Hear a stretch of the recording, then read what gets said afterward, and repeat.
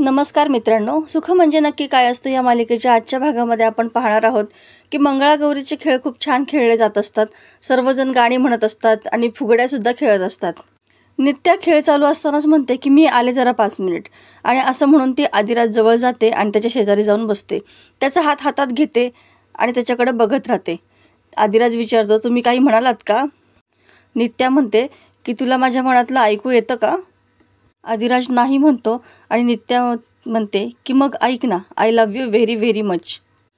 संध्याकाळी आदिराज एकटाच उभा असतो आणि त्याने गौरीसाठी घेतलेला उखाणा आठवत असतो.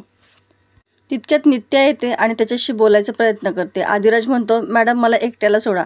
त्यानंतर नित्या म्हणते की असं कसं? आदिराजला म्हणजे जयदीपला एकट्याला तो सापडणार नाही, त्याला गौरीची साथ तर असायलाच हवी ना.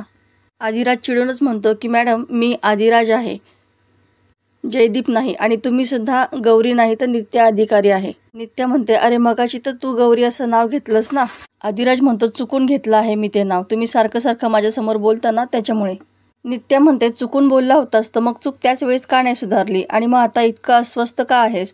जेव्हा आपण मनातून बोलून जातो ना तेव्हाच माणूस खरं डिस्टर्ब होतो, आणि जसं तू आत्ता दिसत आहेस. आदिराज हात जोडून म्हणतो की मॅडम आता हा विषय नका घेऊ, नाही तर माझं डोकं फुटायला आलंय. नित्या म्हणते, आदिराज तू जितका वेळ हे स्वीकारण्यासाठी घेशील तितका तुला त्रास जास्त होणार आहे.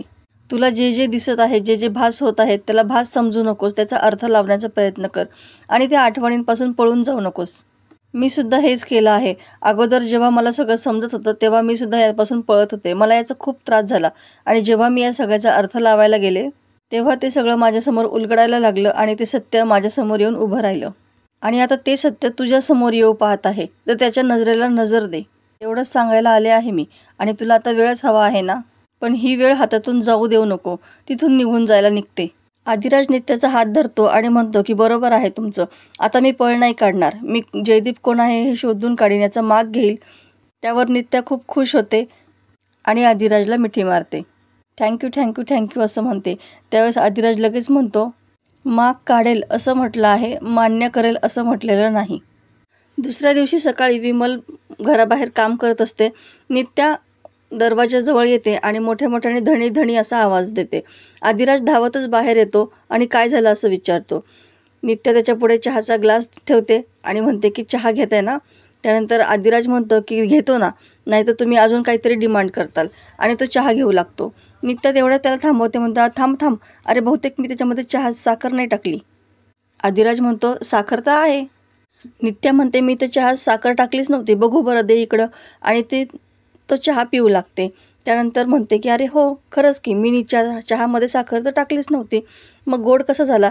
बहुतेक तू पिल्यामुळे झाला असेल. नवऱ्याचा उष्ट चहा पिल्यानंतर तो गोडच लागतो ना, असं म्हणते आणि पुन्हा चहाचा कप त्याला देऊन टाकते. हे सगळं ऐकून विमल फार चिडते आणि आदिराज चहा पिऊन घरामध्ये निघून जातो. सावरी उठून विमलकडे येते आणि म्हणते की आयडे, दाद्या नित्या मॅडमला गौरी का म्हटलं असेल ग? आणि कोण आहेत हे जयदीप गौरी? यांचा आपल्या दादाशी काय संबंध आहे? हे जयदीप गौरी काही भानगड तर नसेल ना? त्यानंतर विमलला ते शेखरदाजी जेव्हा गोळी लागते त्यावेळेसचा प्रसंग आठवतो, आणि ते मरताना शेवटी गौराबाई अशीच हाक मारलेली असते. हे सगळं आठवून विमल पार हरवून जाते आणि सावरी तिला पुन्हा विचारते की आयडे मी तुलाच सांगत आहे, आणि भानावर तिला आणते. विमल चिडूनच म्हणते की ऐकलं आहे तू काय म्हणाली आहेस ते, आणि तू कशाला नको तिथं डोकं घालतीस ग, जिथं डोकं लावायचे तिथं लाव, जा अभ्यासामध्ये डोकं लाव असं म्हणते. इकडे शालिनी बसलेली असते आणि सोमावरती ओरडते की म्हणते, अख्ख्या एवढ्या जगामध्ये तुला एक माणूस सापडता येत नाहीये की जो मृगशीर्ष नक्षत्रामध्ये सापडलेला आहे, आणि आता ही जी 2 माणसं आणलेली आहेत ही तरी नीट व्यवस्थित काम करतील का? त्यानंतर सोमा म्हणतो की मॅडम साहेब तुम्ही अजिबात काळजी करू नका, मी त्यांना सगळं समजावून आणलेलं आहे, ते व्यवस्थित त्यांचं काम करतील. त्यातील एक माणूस लगेच म्हणतो की मॅडम खरंच आम्ही सगळं व्यवस्थित काम पार पाडू. तितक्यात विमल मालकीनबाई असा आवाज देते आणि शालिनी सोमाला घरामध्ये आतमध्ये जायला सांगते. शालिनी लगेच नाटक सुरू करते आणि विमल समोर मुद्दाम बोलते की सांगा का बरं कालपासून खूप अस्वस्थ वाटत आहे, खूप विचित्र वाटत आहे, आणि तुमच्याच भाषेत सांगायचं झालं तर खूप अमंगल माझ्या दिशेने काहीतरी येत आहे असं मला जाणवत आहे. लगेच तो एक जण म्हणतो की तुमची भीती अनाठायी नाही, तुमच्या जवळच्या माणसावरती काहीतरी संकट येत आहे आणि ते स्पष्ट दिसत आहे आम्हाला. शालिनी म्हणते माझ्या तर जवळचं कोणीच नाही आहे, मी तर एकटीच आहे. तो माणूस म्हणतो की नात्यातला म्हणजे काही रक्ताच्या नात्यातला असावा असंच काही नाही आहे, जवळचा व्यक्ती. शालिनी म्हणते म्हणजे आदिराज तो एवढाच एकटाच माझ्या जवळचा आहे, म्हणजे त्याच्या जीवाला धोका आहे का? हे ऐकून विमल घाबरते आणि म्हणते माझा राजा का? शालिनी म्हणते की म्हणजे आदिराजवरती संकट येणार आहे का? ते गुरुजी म्हणतात की हो, तुम्ही त्याच्या आयुष्यावरती आलेलं संकट दूर केलं आहे ना, मग ते संकट आता तुमच्या आयुष्यावरती आलं आहे. आणि त्यामध्ये एक तिसरी बाजूसुद्धा आहे की ज्याच्यामुळे सगळं घडत आहे. यामध्ये स्पष्ट दिसतंय की यामध्ये त्या गरिबाचा जीव जाणार आहे. शालिनी म्हणते की उगाच खात्री असल्याशिवाय बोलू नका. त्यानंतर गुरुजी म्हणतात की खात्री असल्याशिवाय आम्ही बोलतच नाही आहे. आदिराजचा जीव यामध्ये जाणार म्हणजे जाणार. हे ऐकून विमल खूप घाबरून जाते आणि म्हणते की तो लेक आहे माझा, मी आई आहे त्याची, याच्यावरती काहीतरी उपाय असेल ना.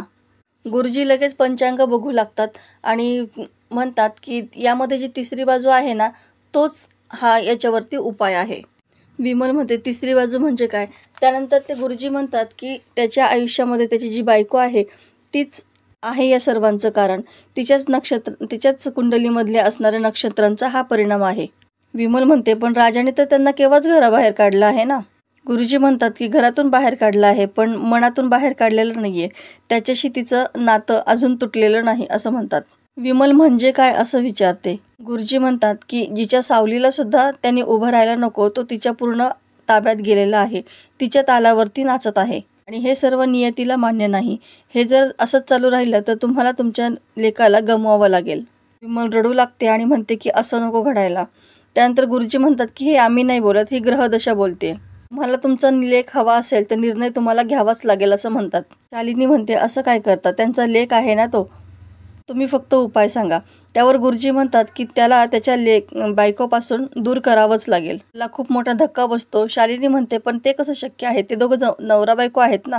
गुरुजी म्हणतात तेच नातं तोडावं लागणार आहे आणि तरच आदिराजचा जीव वाचणार आहे. आणि लगेच म्हणते की अरे बापरे, मग तर हा खूप कठीण उपाय आहे, आता काय करायचं? आणि विमल म्हणते माझ्या राजाला वाचवण्यासाठी मी काहीसुद्धा करू शकते आणि मी ते करणारच. आणि शालिनी खूप खुश होते. इकडे नित्या आम्हाला विचारते अम्मा तुला काय वाटतं, काल जे काही झालं त्याच्यावरून शालिनी गप्प बसेल का? आम्हा लगेचच म्हणते नाही नाही, उलट ती तर आता सावध झाली असेल, ती तर तुझ्या जीवावरच उठलेली आहे. त्या म्हणते ती तर माझ्या जीवावर उठलेली आहेच ग, पण माझ्यासाठी उगतीने आदिराजवरती काही संकट आणायला नको. इकडे आदिराज तो सापडलेला अल्बम बघत बसलेला असतो. तितक्यात विमल त्याला आवाज देते. आदिराज घाईघाईने अल्बम लपवतो आणि मी इथे आहे असं सांगतो. विमल त्या ठिकाणी एक फाईल घेऊन येते. विमल म्हणते राजा तू घराला वाचवण्यासाठी काही सुद्धा करू शकतोस ना. आदिराज म्हणतो की तुला माझा निर्णय माहिती आहे ना, मग असं का विचारतेस? विमल म्हणते तुला कितीही न आवडणारा निर्णय घ्यावा लागला तरी मनावर दगड ठेवून तुला तो निर्णय घ्यावा लागेल. आदिराज म्हणतो अगं दगडच काय, पण अख्खा डोंगर ठेवीन मी. पण काय झालेलं आहे असं अडून अडून काय विचारतेस, काय झालं ते व्यवस्थित सांग ना. विमल त्याच्याकडे ती फाईल देते. आदिराज फाईल उघडून बघतो तर त्याच्या आतमध्ये डिवोर्सचे पेपर्स असतात. ते पाहून आदिराजला खूप मोठा धक्का बसतो आणि तो म्हणतो आयडे हे काय आहे? त्यानंतर विमल म्हणते की तू डोंगर ठेवणार होतास ना, मग आता ठेव आणि नित्या मॅडमला सोडचिठ्ठी दे असं म्हणते. आदिराज खूप भावूक झालेला असतो आणि तो म्हणतो त्यांना सोडचिठ्ठी द्यायची काय गरज आहे. विमल म्हणते की आत्तापर्यंत तुझ्या आयुष्यामध्ये जेवढे संकट आलेले आहेत ते सर्व त्या तुझ्या आयुष्यामध्ये आल्यापासूनच. त्यावेळी तू माझं काही ऐकलं नाही, पण आता तुझ्यावरती मी कोणतंही संकट येऊ देणार नाही आणि विश्वास ठेव माझ्यावरती, हे सगळं मी तुझ्यासाठी आणि या घराच्या भल्यासाठी करत आहे असं म्हणते. विमल म्हणते त्यांचा हट्ट पूर्ण करतोस ना तू, मग तुझ्या आयडीचा हा हट्ट तू पूर्ण करणार नाहीस का? त्यानंतर आदिराज म्हणतो की अगं आयडे तुझं ऐकूनच तर मी मंगळागौरीला होकार दिला होता ना. विमल म्हणते मग आता सुद्धा ऐक ना आणि या पेपरवरती सह्या कर. आदिराज म्हणतो आयडे आता या गोष्टीला खूप उशीर झाला आहे. विमल म्हणते की उशीर अजून नाही झाला, तू जर सह्या केल्या नाहीत तर उशीर होईल आणि तू जर सह्या केल्या नाहीत तर मी विहिरीत जाऊन जीव देईल. हे सगळं ऐकून आदिराजला खूप धक्का बसतो. हे सगळं बोलणं पाहुणे बाहेर उभा राहून ऐकत असते. विमल म्हणते की धर हा पेन घे आणि सही कर आणि ठरव तू की तुला नित्या मॅडम पाहिजे का तुला तुझी आई पाहिजे. आदिराज धक्क्यानेच विमलकडे आणि त्या फाईलकडे बघत राहतो. तर मित्रांनो पुढच्या भागात बघणार आहोत आपण आदिराज डिवोर्सची फाईल नित्याच्या हातामध्ये देतो. नित्या जेव्हा ती फाईल बघते तेव्हा तिला खूप आश्चर्याचा धक्का बसतो आणि ती विचारते की आदिराज हे काय आहे. आदिराज म्हणतो की मॅडम बाद झालं, आता इथेच थांबू आपण आणि आता सही करा असं म्हणतो. तर हे ऐकून नित्याच्या डोळ्यातून खूप पाणी येत असतं. तर मित्रांनो, अशाच नवनवीन व्हिडिओ अपडेटसाठी व्हिडिओला लाईक करा, चॅनलला सबस्क्राईब करा व नोटिफिकेशनसाठी बेल आयकॉन अवश्य दाबा. व्हिडिओ पाहिल्याबद्दल धन्यवाद.